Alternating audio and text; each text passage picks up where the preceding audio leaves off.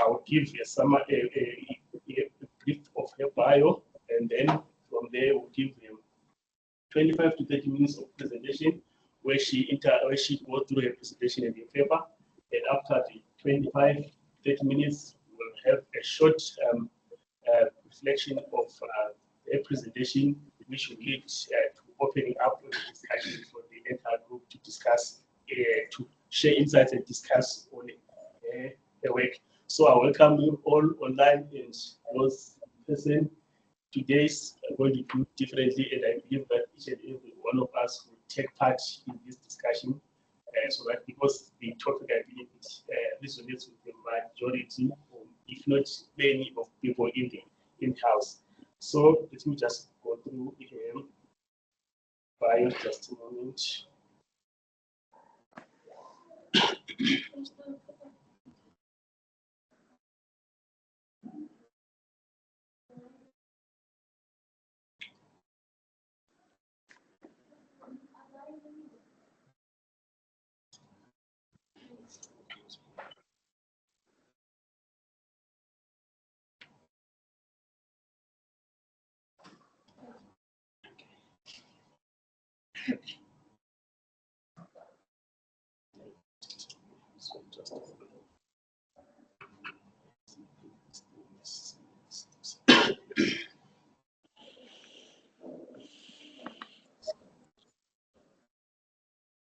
Okay, so I'll read through her bio. Dr. Etta is an associate professor of education administration. She's a teacher and researcher affiliated to the University of the AU. I don't know how to pronounce that, but saying this is Cameroon. She also serves as the vice dean for students and student affairs in the Faculty of Education in Cameroon in that university. In 2016, she earned a PhD in educational administration from the University of from the University of B. Let me call it University of B. Since then, her research has focused on enabling the realization of young people's ambitions through education. Mercy's research interest is focused on educational policy and student development, expressed through several publications, research, teaching, and teaching endeavors. Her publication has explored informed aspirations and program mismatch effects, extending to several outreach impacts. She is currently the principal investigator for an intervention project focused on developing policy actions that can support foundational learning for internally displaced children in southwest region of Cameroon, which is funded by the Canadian Organization for Development and Education. She is active in ongoing conversation and has led capacity building workshops around student aspirations, research, writing, program design with her university and with the leaders of African Institute, LOA. In future, she plans to engage in more transnational research on youth ambitions to impact through the development of interventions programs in Cameroon. So that's the short bio of our presenter.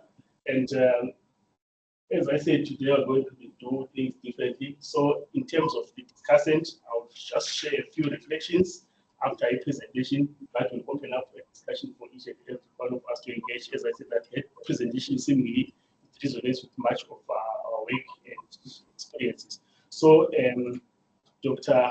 Mercy, I give you your 25 minutes from now to share with us your presentation. And I think at 5 minutes, if we haven't finished our work with that, we are left with 5 minutes so that we can wrap up and go to the next step. The floor is yours. Okay, thank you so much, Chair. Dear colleagues, hello. This is good afternoon from Cameroon. I'm really excited to be here, and I feel honored to be invited by the Higher Education, and Human Development Group to share this presentation. In addition to a profiling of me there that you've heard by the chair, I wish to also add that I'm looking at exploring program mismatch from the perspective of a vice dean, an administrator, where I sit in committees that are in charge of admissions, selecting students for higher education at the undergraduate level, and as well as also from the perspective of a teacher who teaches students in the classroom, those who have been admitted into the programs we selected for them, and those who, on the other hand, have been admitted into programs that they choose for themselves. So, as well as also one who had gone through a higher education system in Cameroon. So, I'm speaking from multiple perspectives, and it's from this understanding that I want to share my views around this issue, leading it on right now as a researcher. My agenda here is going to follow through from an introduction and then providing an understanding of program mismatch and admission processes in Cameroon.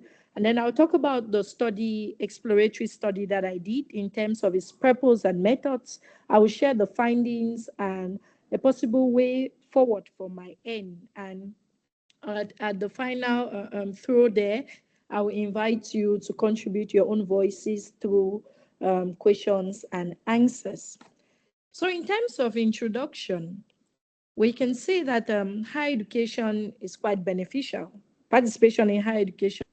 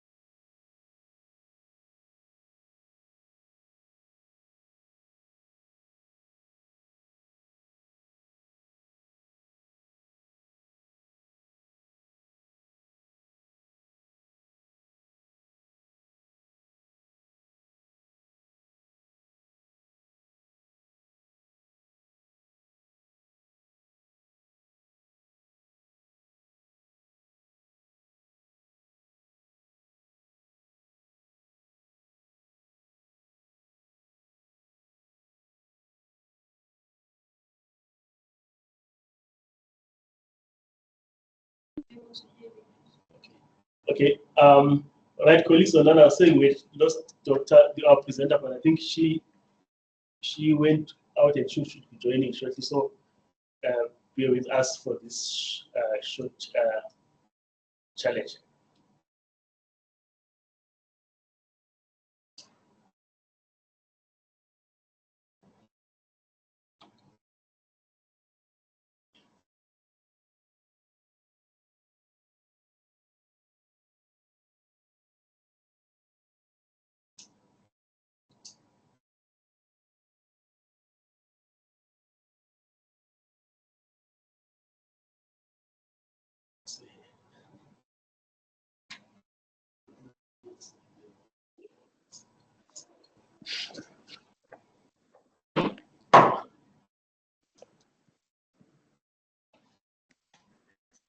Okay, sorry about that. Can you hear me, please?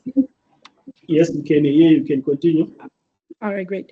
So I look at it more like an X plus Y story, where the Y is the participation. So we know that eventually participation in higher education will reap benefits.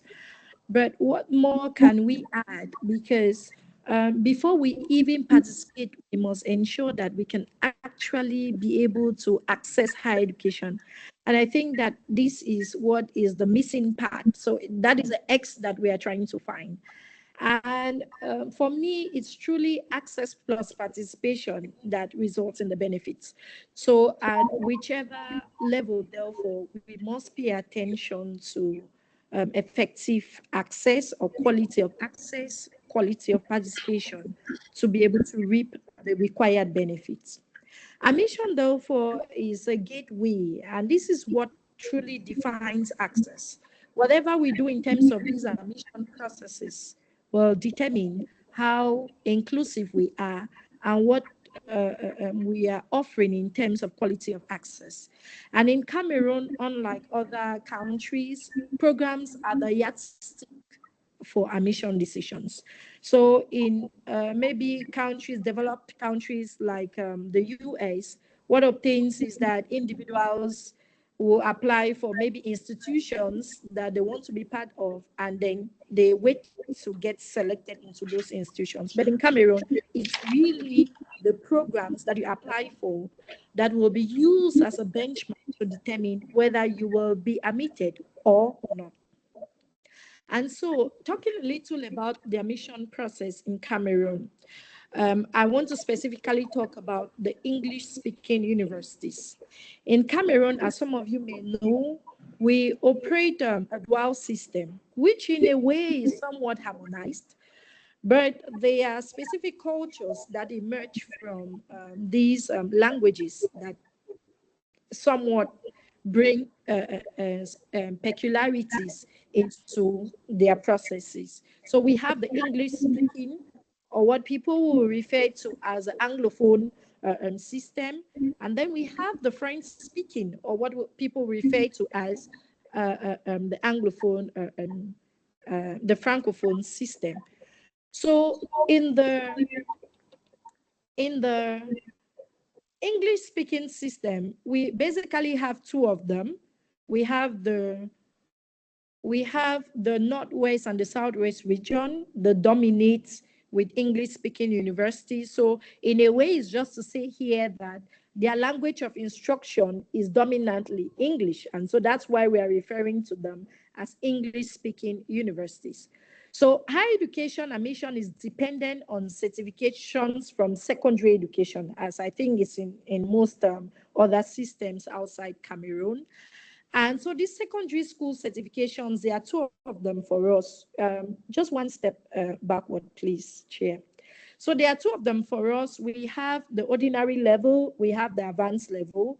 So you spend 5 years in secondary school, obtain an ordinary level with a maximum of 11 subjects, and then move forward, spend 2 years in high school, obtain an advanced level, and then you become eligible for admissions into higher education. And when you come into higher education, you can apply for 3 subjects. So you apply for 3 programs, and it's in a ranked order. So you have program 1, 2, 3. And what happens in admission is they use like a kind of algorithm sorting, where if they look at your first choice and you're eligible for it, you are admitted for it. But if you're not, they move on to your second choice. If you're eligible for it, you are admitted for it. But if you're not, they move on to the third. And if you're not, they move on to the fourth. What is interesting here is that the fourth choice may be something you never even applied for. So it was not amongst the list of your ranked program choices, but yet it is gifted to you by the admissions board. So this is what happens. And then it introduces what I'm referring to as a program mismatch, which we are going to see in the next slide. And so what basically then is the program mismatch in university admissions? It is when a student's preferred program, because these preferred programs are expressed through their applications, which comes in terms of 3 ranked choices. So when these preferred programs do not match the programs that they were admitted to, I refer to it in this study as a program mismatch. And previous studies have been carried out in this area, even though these previous studies have focused on mismatch from institutional levels. and academic performances that brings about the student's ability. So firstly, we'll see from previous research like that of Soper et al., I think carried out in the UK, where Soper and colleagues found that mismatch influences enrollment behavior. So when students are admitted into programs that they do not fit into, there is no direct fit, their enrollment behavior becomes very problematic. So either they do not enroll or they enroll and they are actually not serious with the program.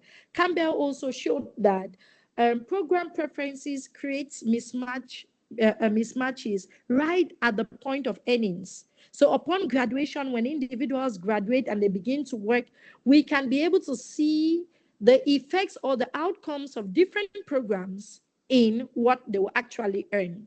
So you have all of these evidences there in the literature that mismatch actually breeds inefficiencies. But these mismatches have focused on institutional mismatches rather than on programs. And they have also focused on issues like the individual's academic ability. And so that is one of the things that makes this study a bit different from the others. And so higher education in terms of pathways in Cameroon is linear. I best describe it as a linear pathway, which is just strictly based on academic performance. So based on the candidate's academic performance from secondary school and high school, that is what is being used to determine whether they will enter the university or not. And when they do, they are expected to study hard and to graduate. So it's more of a linear pathway. And so my interest here was to actually go into this study and find out from those who are experiencing these mismatches to see in the next slide, as we'll see, to see what the patterns of mismatches are, what exactly the determinants are,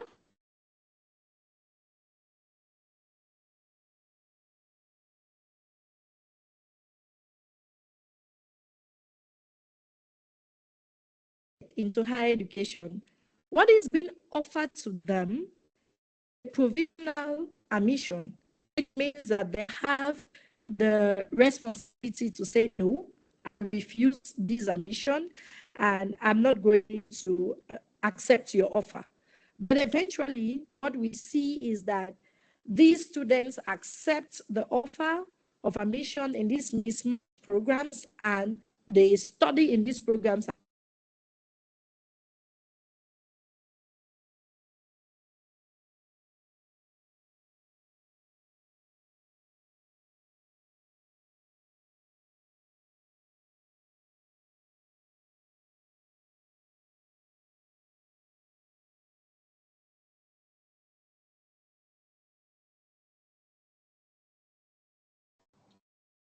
Yeah, we seem to have a mismatch in our connectivity here. Let's give me some time to join a bit.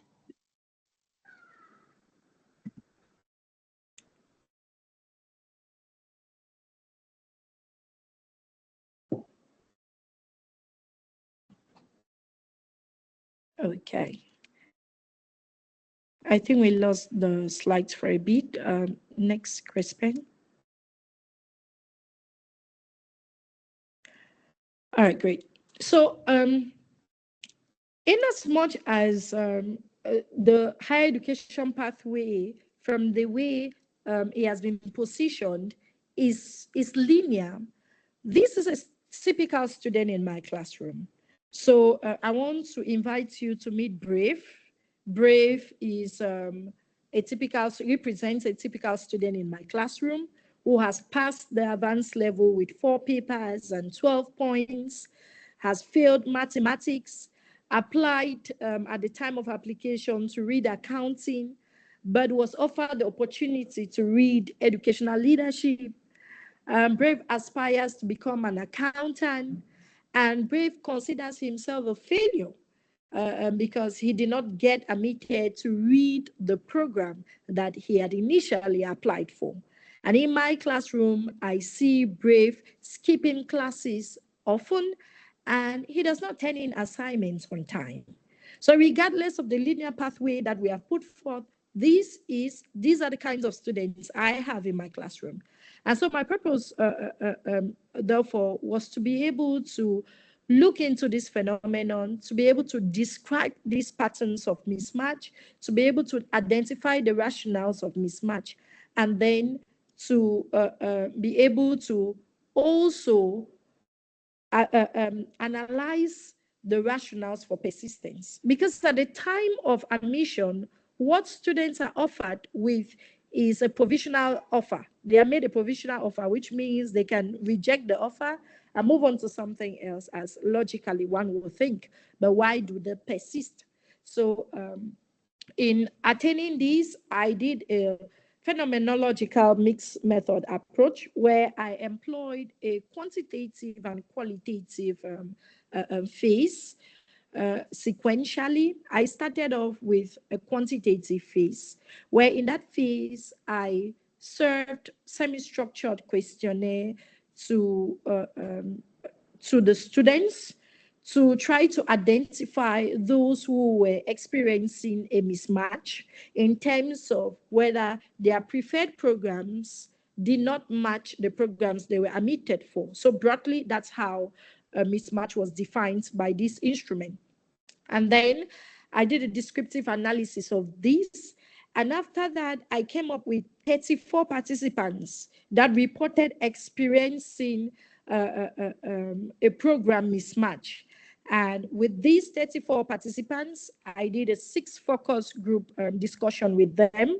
And in terms of analysis, did a thematic analysis focused on developing themes. So in these 34 participants, I had 56% of them that were females and 44% were males. They were all aged between 18 to 24, and they were final year undergraduate students. This is really important because this meant that the students had stayed for 2.5 years in the programs where they experienced mismatch. So they had already accepted to do the programs. And so this is a typical nature of the students that I dealt with. So most of them were final year undergraduate students. Now, in terms of mismatch, broadly, I had defined it as when your preferred program did not match the program you were admitted to. But interestingly, I found that students' own definitions of mismatch were quite different. So mismatch sets in before applications and equally after applications. Before applications, some students do not even apply to their preferred programs. So they already apply for programs that they don't want in the first place. This is quite strange. So it begins to tell us here that program choice selection begins right from before higher education participation or even before secondary schooling. And then after applications, there were other patterns of mismatch that show that I could see. And that was you had students who did apply for the programs, but and they got accepted to study in the university, but not in any of the programs that they had applied for. So they applied for 3 programs. They didn't get admitted to any of the programs, but they got admitted to a 4th program that they never envisaged. And then you had a third pattern where students got admitted for a second or third choice, but not their first choice. And for them, they still consider that a program mismatch. And we see that all of these has implications for how students make their choices and how they scale their preferences and the kinds of informations that they get before admissions or before applications, sorry. When I looked at the determinants of mismatch, when we went in to try to understand what really determines this mismatch, we found that one of the key reasons for mismatch is inadequate academic prerequisites. So just like Brave in my classroom, they either missed a key requirement, sorry. So they missed a key requirement like mathematics for accounting. So when they never had that key requirement, there was no way that they could get into the program that they had applied for, or they missed the entry points, because the secondary education provides two indicators that are used for admission: the subjects that the students earn, and also the points that they earn along with those subjects. So either they miss the key requirement or the miss entry points. And sometimes in cases where examinations are written for admissions, some also fail the prerequisite examinations. Others come as a result of information deficits, where the students, applicants at the time, are unaware of program availability. They are also aware of the admission criteria for a particular program, or suffering from poor orientation, while some still in their second final year of study, they are still unsure. They don't know why they were not admitted in the first place. And then there were others who blamed the mismatches on the admission board. And they looked at it more like the admission board playing some kind of politics to fill up seats that had been empty, especially for new programs. So when there were new programs in the university, and they needed applicants and students to fill in these new programs, the admission board, according to the learners, according to the participants, the students, kind of just did some kind of sifting, and they placed students just anyway. And then there was high cost of the program. So many of the students as well felt that they could not get into the programs they desired because the tuition fee was too high. And we had direct quotes like, I didn't apply because the program was quite expensive. So when the program was expensive, they did go for a program that was cheaper, that was less costly, even though it wasn't their preferred programs. And as I said before, when admissions are being offered, is just a provisional offer, which means that the students have the right to reject the offer or to accept the offer. But we're talking about participants in this study who were in their final year, meaning that they accepted the offer. And so a third preoccupation for this study was to find out why. Why did you persist in the program? You should have logically just say no and maybe apply for an alternative program that fits into your preference. But there were rationales for persistence, and one of it was high cost associated with alternative options. So many, of course, didn't want the programs that they got admitted to. And for instance, one of them failed a prerequisite subject like mathematics, and they could get into a private institution where mathematics was not a prerequisite. But they couldn't, because the tuition fee for these private universities were too high. And so they could not afford it. And that is why they decided to persist with something that doesn't fit into their scope of preference. While for others, it was about leaving home and going into other parts of the country, which offers their preferred programs, but that would have meant that they have to pay rents, pay and other aspects associated with accommodation. That meant high cost for them. And so they couldn't, again, be able to fit in. There were others who experienced encouragement from significant others, like parents, and they were advised, and also older siblings, they were advised that, okay, continue with this program. No knowledge is useless. When you get into this program, eventually, when you graduate, you'll find something significant. And then there were others who had to continue because there were stringent transfer procedures that made it impossible for them to switch to a preferred program. It needed certain requirements that they still could not meet, and would have gone on, would have pulled on for years, a year plus. So they decided that, okay, it was better for them to continue with these mismatch programs. And so with all of these, I see therefore that higher education pathways are not linear as we think. It's not just based on academic performances, but it's a really complex pathway that has to do with a lot. So from this study specifically, I could pick other factors that influences those decisions for application and decisions for wanting to participate in higher education. So decisions for demand of higher education spaces beyond academic performance. You also had autonomy. So students want to be able to choose what they want and have control over that. And there is evidence that when individuals have autonomy over what they are learning, they become more interested in what they are learning, and it becomes learning also becomes more meaningful to them. There is also the issue of affordability, where, well, individuals also have to grapple with the issues of cost. They have to grapple with the issues of all the costs associated with participation in higher education. And this influences as well the kinds of programs that they will apply for, not just the kinds of universities, but the kinds of programs that they will apply for.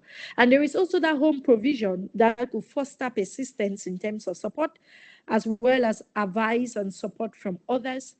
And then others are quite resilient, because we also ask the key question: will you want to continue with this program at the postgraduate level, assuming that you want to continue to postgraduate level? So we had so many say that, yes, I want to continue because I found a fit somewhere. So there is also that resilience, that bounce back that some have experienced. And there is the issue of time. Time also, because many decided to continue with their mismatch programs because they were afraid of losing one more year out of school, one or more years out of school. And so because of that, in order to safeguard time, they decided to continue. And then there is the issue of aspirations, the issue of future ambitions. So when young people apply for programs for the universities, it's not just a random choice. So they're also thinking about their futures and how these programs align to the futures that they desire. And so for me, it's a very complex pathway. And in terms of a way forward, in terms of recommendations for improved access, so that we can also improve participation and benefits from all the benefits that come with participating in higher education, I think that it's so important for us to use more of a system approach, looking at the student and the institutions. Of course, there may be other subsystems that may be involved, but for now, I want to really focus on the student and the institutions, where I think that for this study, the problem highlighted. And in terms of from the position of the student, considering their aspirations in choice-making process, again, so that it doesn't just become more like a random selection. So when I think that when aspirations are being placed as a centrality for choosing programs of study, then it can become easier to scale preferences appropriately and to be able to make more informed choices, and also to leverage on information sources that are there. They can come from parents and from institutions. In terms of institutions, I really think it's so important to have multiple pathways, multiple entries. For University of Boya right now, it's just the academic performance. But what about other students who maybe have been involved in school leadership? What about other students who, have other abilities, that showcase other abilities other than academic performance, which sometimes is poor because we are undergoing certain disturbances that just makes us at that point not be at our best. And yet, if that is will continuously be used as the indicator for making decisions about us, it can be very limiting. So I think multiple entries and multiple pathways for higher education and eligibility requirements is one of the ways in which we can be able to limit this mismatch. And if we can also strengthen the links across basic, secondary, and higher education, because sometimes the requirement for admissions into higher education has been missed 7 years prior to application to higher education. And so we don't expect that it's at the 7th year when the student is making an application that we are going to we are going to improve their chances for admission. So I think that this link has to be made between prior levels, just so that we can be able to get students more better chances to participate in higher education. And for me, at the center of all of this is the view that when students are involved in programs that they prefer, learning can become more meaningful. All right, that's a bit of an excerpt about what I did and what the concerns are with the phenomenon of program mismatch. I really wish to invite you for questions and answers, which for me is an opportunity to contribute towards the improvement of higher education access.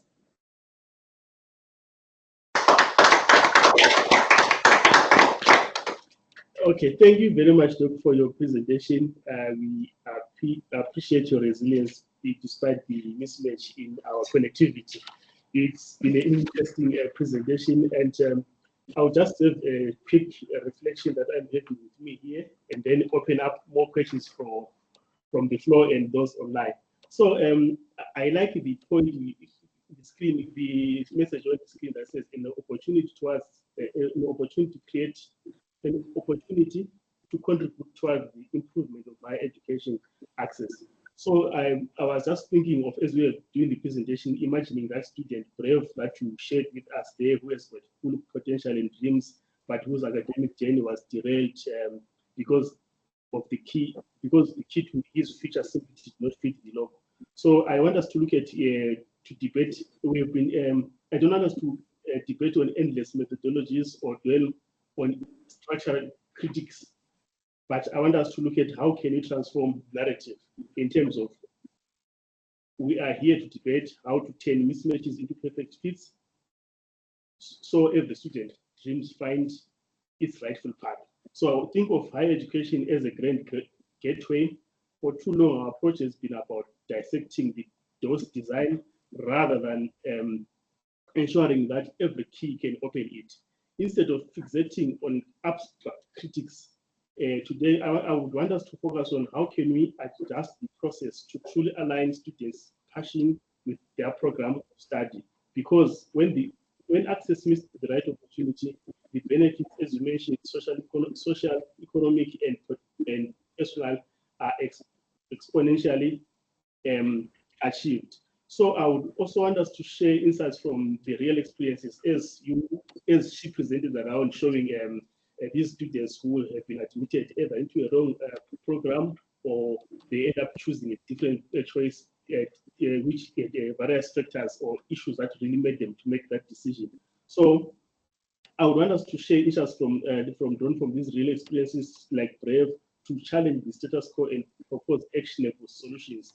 We would reframe the conversation from a series of academic debates into a dynamic call to action where all our collective goal is simple: to improve higher education access by matching student potential with genuine opportunities. So after she had done the presentation, I had just a few questions that I would maybe want to ask, as I have said that, look, our main focus could be what could be done differently in terms of addressing this mismatch that students are finding themselves in, because each and every one of us would find themselves with a story to tell about a student or about their life, that when they were in higher education, they had to choose a certain program that they did not apply to, but that's what they end up doing. So now I want us to see what could be done differently in terms of addressing those problems going forward than to be worried much about other structural issues. So the question that I have for her, the first one is, based on your research,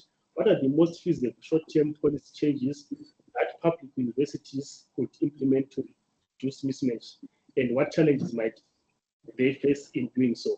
That's number one. The second one is, in cases where students eventually find some congruence with their mismatched programs, what factors do you think contribute to this adaptation, and how these factors form strategies to support students better early on. Then the last one is to look at how might counseling, maybe services in high schools and during the university application process be structured in a better way to better prepare students for the realities of programs admission and potential mismatch that they may find themselves in. So that's what I have for you. I don't know if you want to respond to what I've shared before I open up for the people in person and online after this presentation.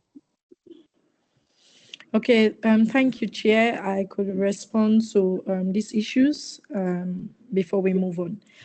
And so if I got you clearly, one of the first issues you've raised, in fact, the big question is what could we do differently? And particularly in terms of what policy changes can we make to see that we limit the problems of program mismatch in admissions or through admissions, and what challenges could come from it. From my perspective, one of the things that comes offhand for me that I've been talking a lot about is the issue of having multiple indicators for admission. So basically, we get just towards academic performance. So what happens in my university is that you apply, we don't know who is applying. The person, what we know is applying is just the academic subjects we see. So we see somebody with maybe a 5 advanced level, 5 subjects. That's all we know. We don't know the other things about you, that are relevant for participation in higher education, because when we teach in the classroom, we get to realize that it's not just prior performances that allows students to excel. Sometimes it's also issues of resilience. Sometimes it's also students' leadership, the ability to influence others. Sometimes it's the ability to work in a team, and so on. So we see that a lot of issues come up when we are teaching students in the classroom. And so that's why I think that these issues should also make up the application package for admission. So it should not just be academic performance, but we can also allow students to write essays. We can also allow students to talk about how they have impacted their school community prior, or their community in general, prior to applications to higher education, so at the level of secondary education. The most possible challenge I see is dealing with the numbers, because in Cameroon, we have very huge numbers of applicants seeking for higher education spaces. So I see a problem of the numbers, and this is where the algorithms come in to make it easier by just going with this person has 5, this other person has 8, so we leave the person with 5 and take the person with 8. But I also think that in terms of solving that challenge, if we could have some committees that can look into these other aspects of the application, it will be well suited for.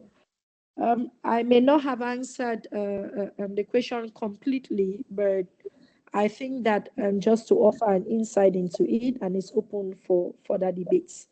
You also raised the issue of what factors may have allowed for congruence, considering that some students actually found the fit, experienced the fit, and others didn't. And that's a really good question, because in the research as well, I did reflect on this. Why is it that other students want to pursue postgraduate studies in these same mismatch programs, while others do not want to? And I think that one of the things that helped was uh, going through counseling, not in a formal sense of it, but counseling, or maybe I call it advice and support from teachers. So when they had the opportunity to interact with teachers in that programs, and they were shown the future opportunities, work opportunities that are available with studying certain programs, then these students, felt, okay, I could adapt to these and all of that. So I think having that interaction with faculty as well is very important. And if students have the opportunity to be able to interact with faculty and talk about what opportunities are there with their programs in terms of work, in terms of what impacts they themselves can create, it could also help to bring about that fit. And lastly, you mentioned about how counseling can be structured in a way that it improves these. I'm looking at how many numbers uh, we are meet in a year. So in an academic year, we are meeting about 4,000, 5,000 students.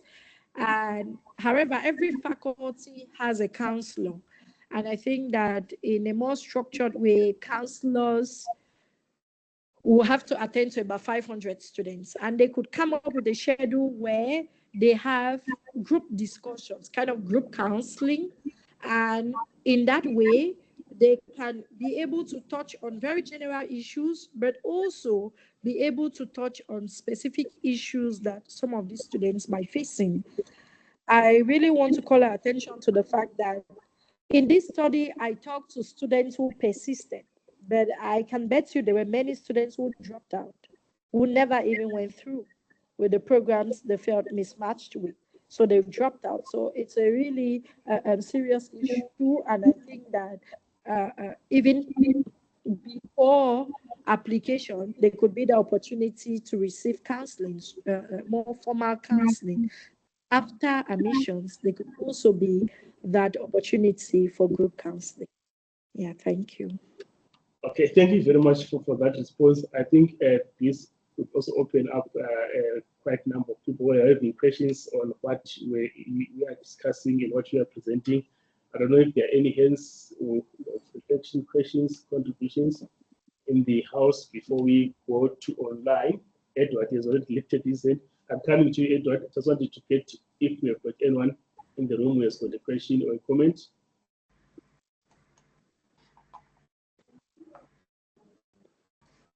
Okay, we have got two. Yes. You can, yes, yes, yes. Thank you for the presentation. I actually liked how some concepts of development studies that I've learned back in the day of participatory approaches actually align with your study, because the essence of ownership and choice that you emphasize in your study, that the choice of programs are crucial to making sure that students can be able to be successful in their programs and go on to do whatever that they aspire. But I was also thinking about other factors that contribute to this program mismatch.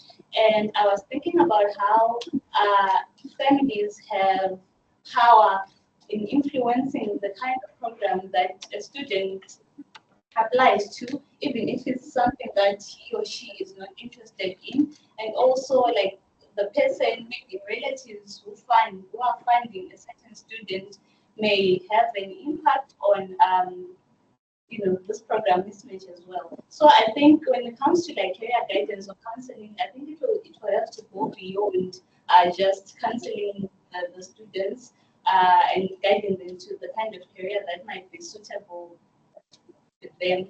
But also, I don't know how it can include that community aspect or the family dynamic that is that influences the students. Okay, thanks for the comment. Let's also hear Prof.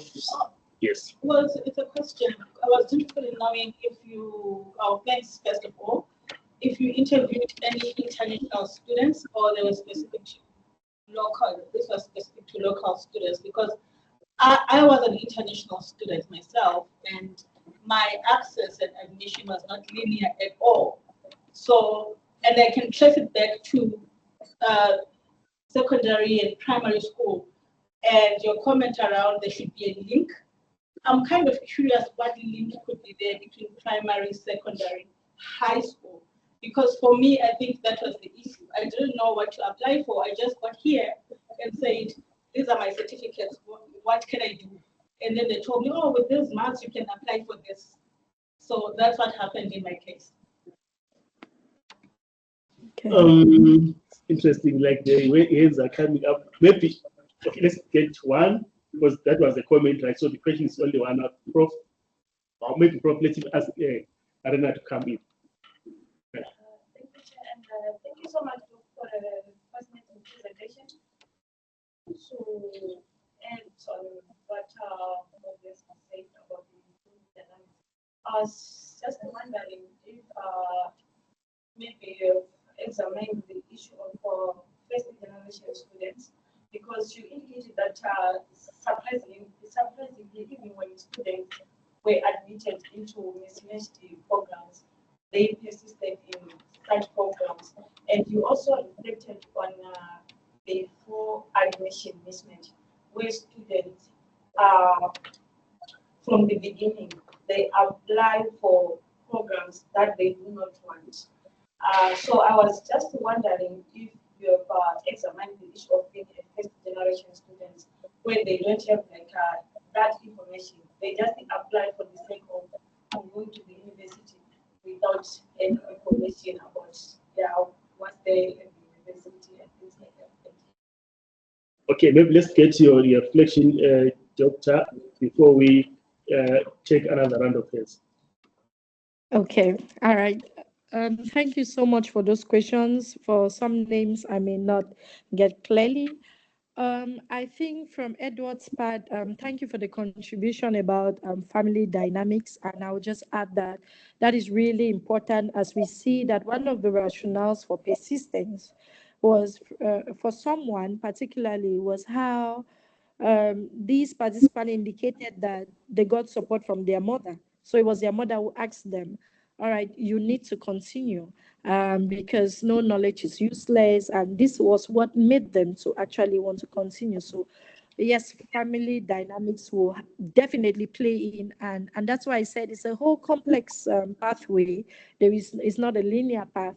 And similarly in their mission, processes of our universities, we are using the linear path.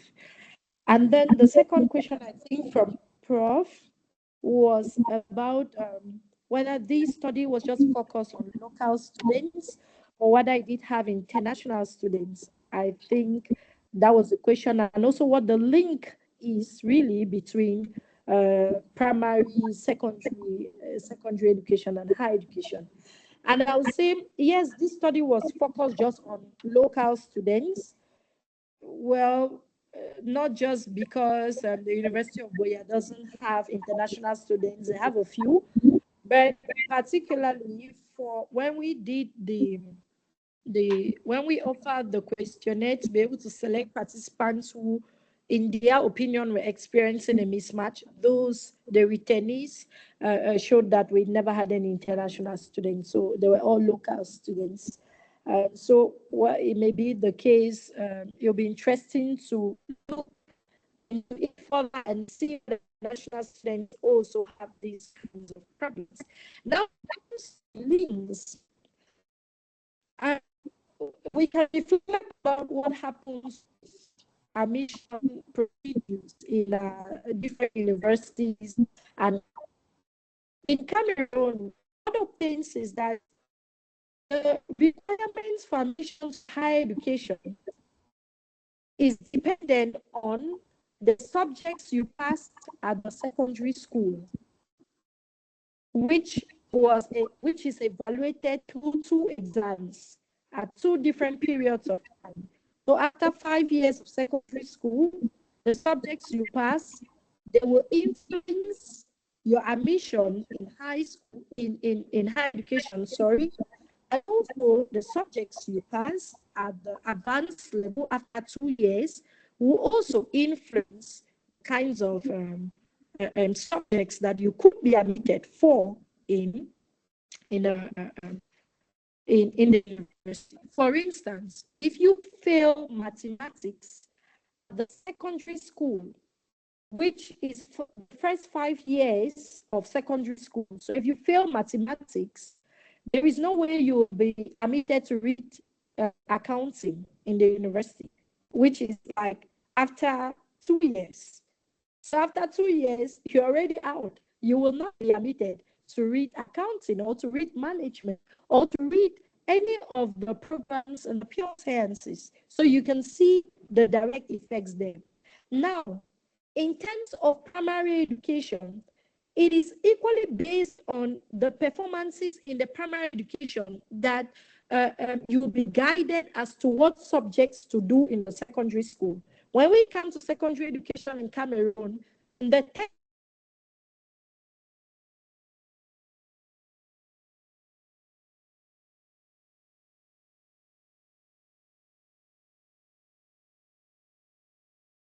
subjects involved, but these subjects are dependent on the subjects that you did in primary school, or more like your performances in the primary school will also influence how the kinds of subjects that you will do in the secondary school. So it's linked. The links may not be direct in every case, but it's linked and it's a spillover. And that's why it's important that we look at all of that. And the last question again from Prof about first generation students and whether, particularly for those who never even applied for the programs they preferred, and so maybe their interest for coming to the university was just to be in the university, which again, in some of my studies on aspirations, that is what many young people are saying. I want to go to the university because I want to go to the university. So they are not tying it down to any kind of future ambitions or tying it down to any kind of informed choices and things like that. In my study, I did not specifically find out whether they were first generation students specifically. So I wasn't looking at that. It was not one of the indicators that I focused on. However, it would be very interesting to see whether for these students who are first generation students, the story is different from those who maybe are not, who have relatives and others who have participated in higher education before and may help them make more informed choices. Yes, it will be very interesting to look at this, but this was not one of the issues that I looked at in this study. Okay, thanks very much for that feedback. I think I had Edward Etta online, and then If there's time. okay, then okay, let me take Edward and Etta online, then we give Paul as that person to give a question. Then thank you very much, Chair, and thank you very much to the presenter for the wonderful presentation. Just a quick one. Since you are coming from the office of the Dean of Student Affairs, I'm interested in finding out how the office engages with the communities, with secondary schools, in order to reduce the information gaps you identified, as well as implementing a more effective matching system. So how do you do that at all, if at all you do that with the communities? Thank you. Okay.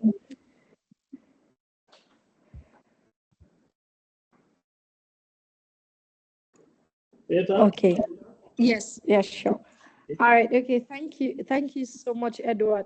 All right. So basically, when I took over office as vice dean for a particular faculty, what I did was introduce an outreach program where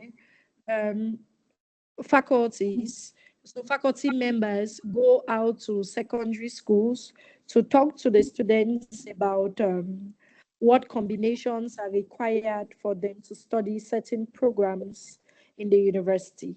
It also serves, it may be one-sided. It may have been one-sided so far because it focuses on my faculty. So I talk to them about what kinds of combinations are needed for them to study programs in education, and what kinds of subjects they should do in high school to help them meet that combination and meet that requirement.